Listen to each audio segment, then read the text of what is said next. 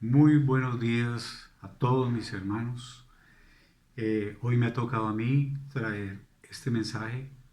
Espero que nos llegue mucho al corazón porque pues el primero ministrado soy yo.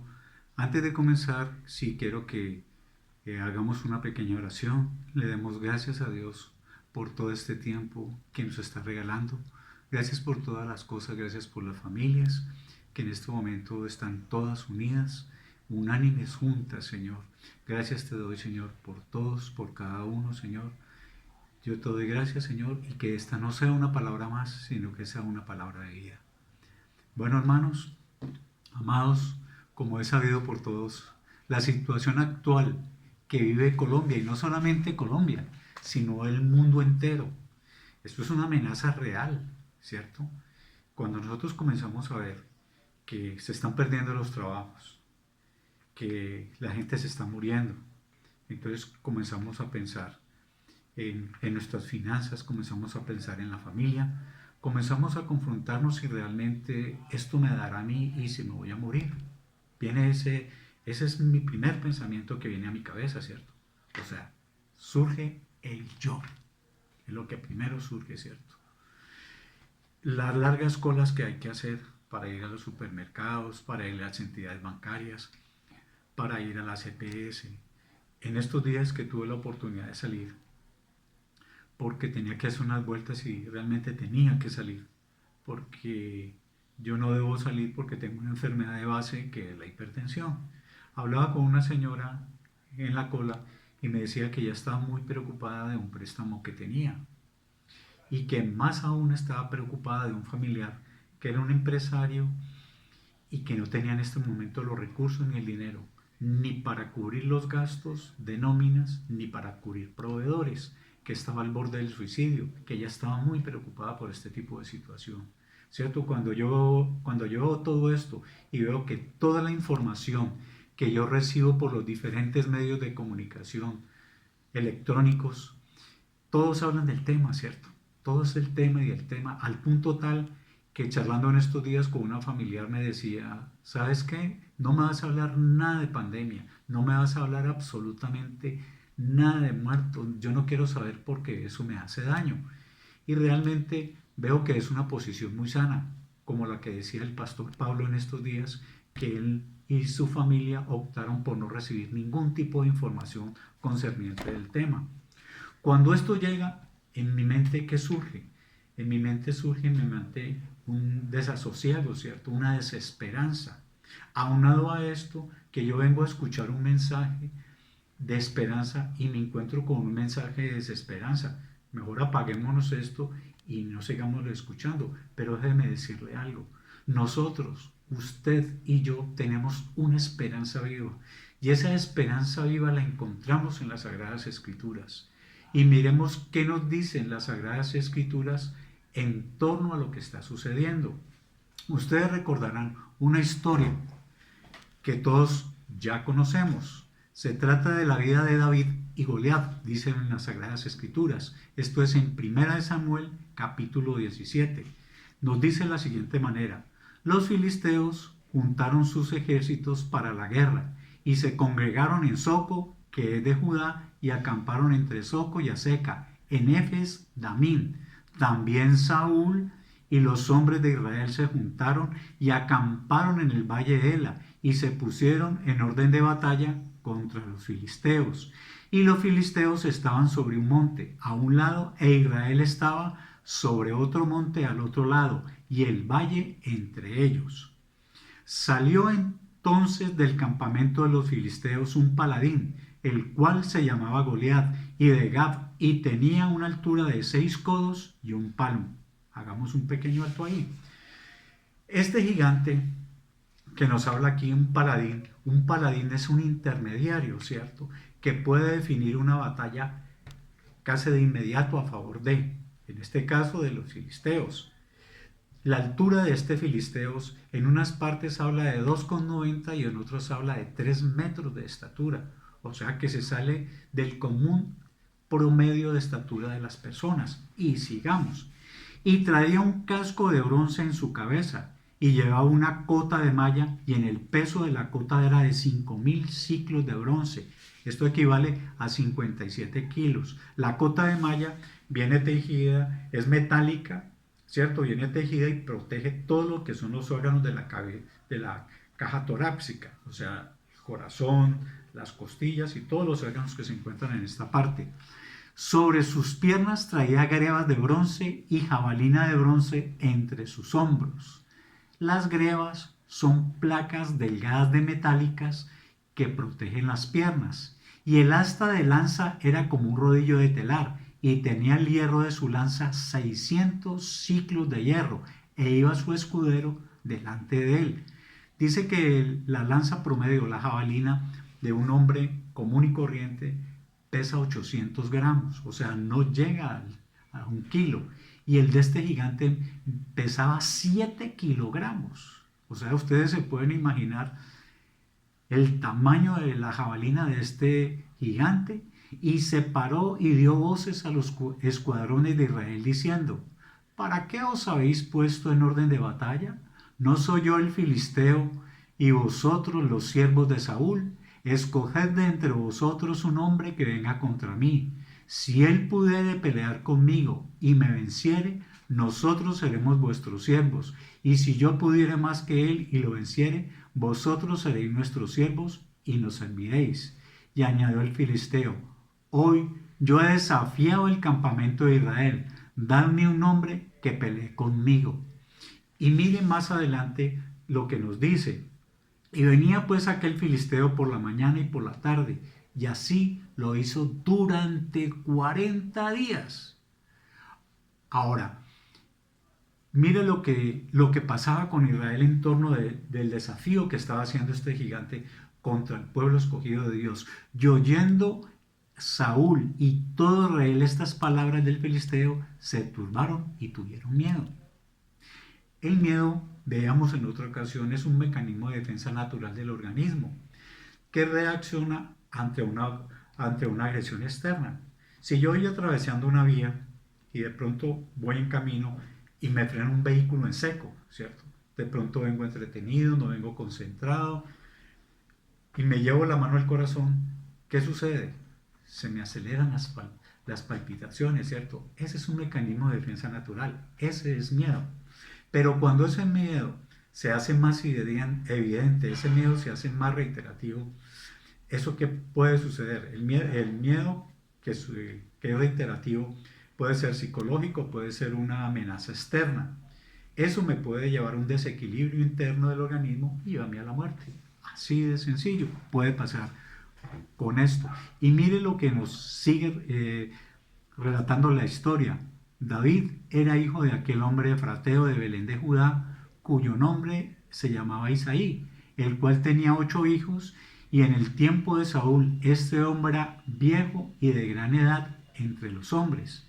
Y los 3 hijos mayores de Isaí habían ido para seguir a Saúl a la guerra, y los nombres de sus 3 hijos que habían ido a la guerra eran Eliab, el primogénito, el segundo Abinadab y el tercero Sama. Y David era el menor. Siguieron pues los 3 mayores a Saúl, pero David había ido y vuelto, dejando a Saúl para apartar las ovejas de su padre en Belén. Sigamos leyendo. Venía pues, y dijo Isaí a David, su hijo: toma ahora para tus hermanos una efa de grano tostado y estos 10 panes, y llévalos pronto al campamento a tus hermanos. Y estos 10 quesos de leche los llevarás al jefe de 1000, y mira si tus hermanos están buenos, y toma prenda de ellos. Aquí hay algo muy importante. Su padre, pues ya en edad avanzada, quería saber sobre el estado de sus hijos.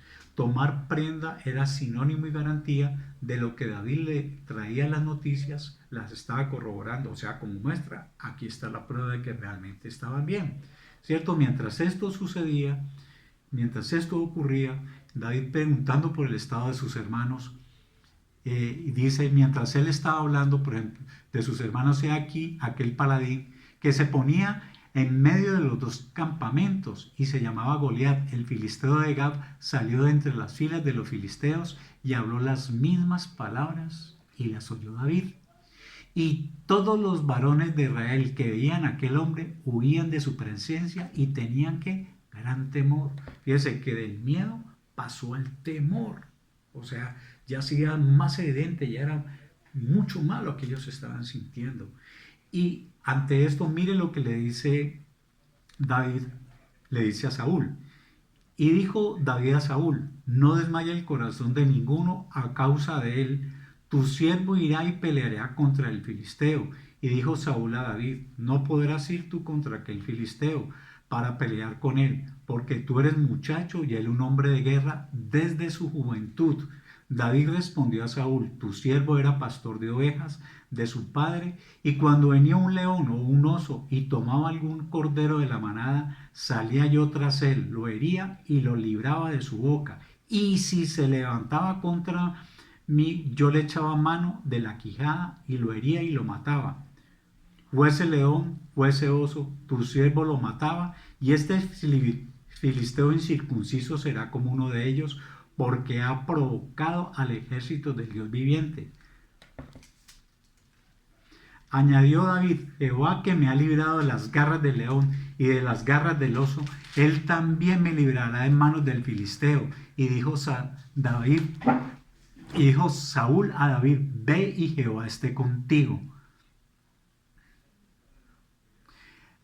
Si vemos, ahora sigamos en el 42 y nos dice: y el filisteo miró y vio a David, y lo tuvo en poco porque era muchacho y rubio y de hermoso parecer.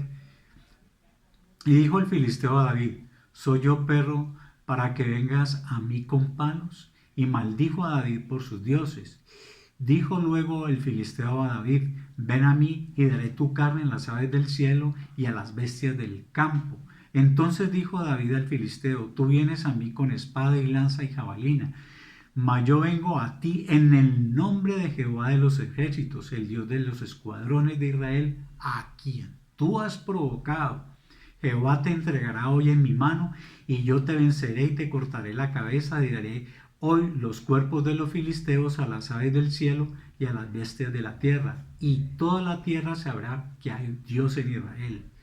Y sabrá toda la congregación que Jehová no salva con espada y con lanza, porque de Jehová es la batalla, y él os entregará en nuestras manos. Hermanos, eso es exactamente lo que está pasando. Miren, nosotros vemos un gigante, ¿cierto? Ese gigante, ese imposible de conquistar, porque es un imposible en este momento, con una diferenciación, que el gigante que se nos presenta a nosotros en este momento es unicelular. Para poderlo mirar tenemos que utilizar un aparato llamado microscopio para poderlo visualizar. Pero ese pequeñita, ese virus está matando, ¿cierto? Y lo más tremendo es que en este momento no hay una vacuna. Lo que tenemos son en este momento pruebas que nos dicen si tenemos o no tenemos el virus. O sea, es un gigante imposible de conquistar. Pero acá hay una diferenciación, que la batalla que libraba David contra Goliat era personal, contra un gigante, ¿cierto? Y en el fondo era espiritual, ¿cierto? Las fuerzas del Dios Todopoderoso contra los ejércitos de los filisteos y contra ese gigante. Ellos creían en sus dioses, ellos tenían el Dios de ellos que realmente pues no tiene nada que ver con el Dios de los ejércitos de los hebreos. Entonces nosotros vemos todo este panorama que se nos presenta, nos atemorizamos, nos llevamos de miedo, no hay cómo luchar, no hay cómo pelear frente a este gigante que se nos está presentando. ¿Qué podemos hacer? Precisamente nosotros, usted y yo, nos tenemos que apersonar y tenemos que tomar esa esperanza viva que tenemos, esa esperanza que nos da la palabra de Dios. Fíjese, nosotros en este momento se nos presenta una amenaza, ¿cierto? Vamos a pelear en esa amenaza, sin vacunas, sin nada. Vamos con la palabra de Dios. ¿David tuvo miedo para enfrentar a Goliat? ¿Tuvo temor? No. Es más, el mismo rey Saúl lo tuvo en poco. Y dijo, ¿usted cómo va a pelear contra ese filisteo que es desde su juventud ha sido un hombre de guerra? Usted es un muchacho. Nos dice la historia que David tenía 18 años, pero fíjese cómo sería la fuerza de ese muchacho, que con sus manos mataba osos y mataba leones, ¿cierto? Y dice, no me va a librar Dios a mí, que me ha librado del oso y del león, no me va a librar de este filisteo. Él sabía en quién estaba parado, él tenía esa esperanza viva. Y esa esperanza viva hoy en día está para usted y está para mí y para todos nosotros. Entonces nosotros, como escogidos, nosotros que decidimos seguir un camino, debemos de apersonarnos y tomar esta esperanza viva. ¿Y cómo tomamos esta esperanza viva? Hermano, teniendo el depósito. ¿Y cómo tenemos ese depósito? Conociendo. Conociendo esa esperanza viva. ¿Por qué? Porque si yo no tengo depósito, y dice que en Efesios que nuestra lucha no es contra carne ni sangre, sino contra principados y potestades de las regiones celestes. Si yo no tengo ese remanente, ¿cómo voy a luchar? ¿Cómo voy a lanzar la palabra, cierto? Porque la palabra es vida, nos dice las Sagradas Escrituras, y más cortante que toda espada de dos filos, que penetra hasta partir el alma y el espíritu, las coyundas y los tuétanos, y discierne los pensamientos y las intenciones del corazón. Ahora, si usted mira, ¿con qué creó Dios el mundo? ¿Con qué creó Dios? Dice en Génesis, y Dios habló y dijo, ¿cierto? Hágase la luz y la luz se echa. Dios dijo, hágase las aves de los cielos. Dios dijo, hágase las plantas, o sea, con la palabra hablada. O sea, la palabra es vida. Y cuando yo hablo vida, esa vida se fundamenta en la palabra de Dios. Si yo no tengo ese armamentario, si yo no tengo ese remanente de palabra viva, ¿cómo voy a declarar la palabra de Dios? Usted me debe estar pensando de pronto, o no cabe el tema, o pensará, bueno, pero yo no tengo palabra, ¿cierto? Si usted no tiene palabra, esta es la oportunidad de coger y tener la palabra. ¿Usted tiene una Biblia? ¿Cierto que sí? Entonces comience a aprender palabra, comience a tener ese depósito y comienza con cosas pequeñas. Mire, cuando yo cojo Josué 1 del 8 al 9, me dice que nunca se aparte de tu boca este libro de la ley, sino que de día y de noche meditarás en él, para que guardes y hagas conforme en lo que él está escrito. Entonces harás prosperar tu camino y todo te saldrá bien. Mira que te mando que te esfuerces y seas valiente, porque yo, Jehová tu Dios, estaré contigo donde quiera que vayas. Ahora, aprender la palabra, ¿cierto? Pero hay algo muy importante. No solamente es aprender palabra, tener conocimiento de la palabra, sino pedirle a Dios un recurso muy importante. Es la unción fresca del Espíritu Santo en nuestras vidas, ¿cierto? Ahora, cuando yo tengo esa unción y yo tengo el conocimiento, cuando voy a enfrentar, porque nosotros estamos en una lucha a nivel espiritual, yo puedo lanzar la palabra y la palabra es vida, ¿cierto? Pero si yo voy a la guerra, en este caso, como lo menciona aquí, imagínense que yo voy en este momento a la guerra, ¿cierto? Me dan toda una indumentaria, ¿cierto? Casco, botas, uniforme, un fusil con su proveedor. Y resulta que yo me voy a enfrentar al enemigo, desaseguro el fusil y voy a disparar y no tiene balas. ¿Qué hice? Absolutamente nada. Yo puedo tener, ¿cierto? La munición. No tengo la munición. Y la munición que es la palabra. Entonces, en la medida en que yo voy aprendiendo palabras, ¿cierto? Voy a poderla lanzar, voy a poderla proclamar, ¿cierto? Y fíjense que cuando yo estoy aprendiendo palabra, que yo estoy leyendo, que yo estoy estudiando, porque en este momento, como todos nos hemos dado cuenta, la humanidad venía a 150 kilómetros por hora y de un momento a otro un frenón en seco, ¿cierto? ¿Y cuál es la respuesta de todo el mundo ante una invitación natural? No tengo tiempo, ¿cierto? Para todo el mundo ya se volvió una excusa el no tener tiempo.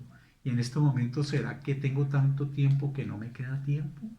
Tenemos tiempo para estudiar, tenemos tiempo para meditar la palabra de Dios. No sé palabra, es la oportunidad de comenzar con versículos cortos. Comience Jeremías 33:3, clama a mí, yo te responderé, te enseñaré cosas grandes y ocultas que tú no conoces. Ahora, no se quede allí, ¿cierto? Con aprender la palabra. Ahora comience a desglosar la palabra. Clama a mí y yo te responderé. O sea, clamar, o sea, el gemir de mi interior, el gemir, el querer yo saber más, ¿cierto? En la medida en que yo hago este ejercicio, Dios, con la unción de su Espíritu Santo, me va a mostrar y me va a dar a entender y a conocer cosas grandes y ocultas que yo no conozco. Clama a mí, yo te responderé y te enseñaré cosas grandes y ocultas que yo conozco. Palabritas así uno puede ir aprendiendo para tener palabra, para tener ese depósito. Y sobre todo que, mire, estamos viviendo tiempos difíciles, tiempos donde en este momento ese gigante lo vemos imposible de vencer. ¿Y qué puede pasar? Puede pasar dos cosas. Puede pasar que a mí me dé o que a mí no me dé, ¿cierto? A pesar de que yo estoy guardando todas las medidas precautelares que nos están imponiendo los gobernantes nuestros. No sabemos qué puede pasar. Estamos pidiéndole a Dios y orando para que detenga el ángel de la muerte. Yo les he comentado que yo por la mañana aprovecho cuando salgo a caminar y en esa horita voy orando, ¿cierto? Y oraba por el ángel de la muerte, Señor, detén el ángel de la muerte. Pero en ese momento me vino un pensamiento de más muertes y de muertes y de muertes y dije, uy, ¿será cosa mía? Es que yo digo por mí mismo, yo soy a veces muy emocional y me dejo llevar por las emociones, ¿cierto? Señor, ¿será que esto es mío? ¿O será que tú me quieres enseñar? Esto yo lo digo para que ustedes lo juzguen, ustedes mismos le piden a Dios que nos muestre realmente si esto es una realidad, porque uno escucha en las prédicas, uno escucha en las personas que hablan, se hablan ya el comienzos de finales de los tiempos, estamos hablando de la literatura escatológica, o sea, la escatología del comienzo de los últimos tiempos, ¿cierto? Pues no sabemos los tiempos, como dice la palabra de Dios en Mateo 24, es el único que lo sabe, ¿cierto? Pero ¿qué tenemos que estar? Estar preparados, hermano. ¿Cómo estamos preparados? ¿Cómo está preparado usted? ¿Cómo está preparado yo? ¿Será que realmente estoy haciendo? ¿Estoy dedicando el tiempo necesario? En este momento tenemos tiempo para muchas cosas, para estudiar, para leer, para orar, para hacer lo que nos gusta, para ver las películas. Podemos hacer un cronograma diario de las cosas que nos gustan. Entonces, que este es un tiempo de retiro, que este es un tiempo de encontrarnos, que este es un tiempo de aprender palabra, declarar palabra. Mire, hay palabras que nosotros podemos aprender. El Salmo 23 es un salmo corto, es un salmo de esperanza. Jehová es mi pastor, nada me faltará. Usted quiere un salmo de protección, está el Salmo 91. El que habita al abrigo del Altísimo es un salmo precioso y así muchas cosas. Que no, que eso es muy largo. Comience con cosas pequeñitas, vaya haciéndolo y mire que esto tiene un doble sentido. Cuando yo aprendo palabras, ¿cierto? Y comienzo a pensar en lo que yo estoy pensando, estoy haciendo, primero que todo, dice que nunca se aparte de tu boca este libro de la ley, ¿cierto? O sea, ahí estoy meditando en la palabra, ¿cierto? Y cuando yo estoy meditando en la palabra, van a llegar malos pensamientos en mi vida, van a llegar pensamientos de miedo, van a llegar pensamientos de temor, pensamientos de desesperanza. No, porque tengo mi mente ocupada con la palabra de Dios, hermanos, con la palabra de Dios. Hermanos, o sea que este es un tiempo de reflexión, este es un tiempo de meditar, este es un tiempo de familia, este es un tiempo que Dios nos está dando oportunidades, Dios nos está tocando, Dios nos está llamando, Dios nos está colocando este tiempo para que lo aprovechemos al máximo. Aprovechémoslo, no lo dejemos pasar. Gracias, Padre, yo te doy gracias, Señor, por todas aquellas personas que han podido y que han visto este video, Señor. Yo los bendigo, Señor, con tus bendiciones. Yo bendigo a sus familias. Yo bendigo a los esposos, a las esposas, a los hijos, a los nietos y a toda la familia, Señor. Yo bendigo los hogares, Señor, del fuego de avivamiento en cabeza de nuestros pastores y la iglesia que es una sola, Señor, a nivel internacional. Gracias te damos, Señor, gracias te damos por tu palabra, en el nombre del Padre, en el nombre del Hijo y en nombre del Espíritu Santo, del Dios Todopoderoso, esté con nosotros. Que Dios nos continúe bendiciendo rica y abundantemente. Amén y amén. Hasta una próxima, mis hermanos. Que Dios me los bendiga rica y abundantemente. Chao, chao.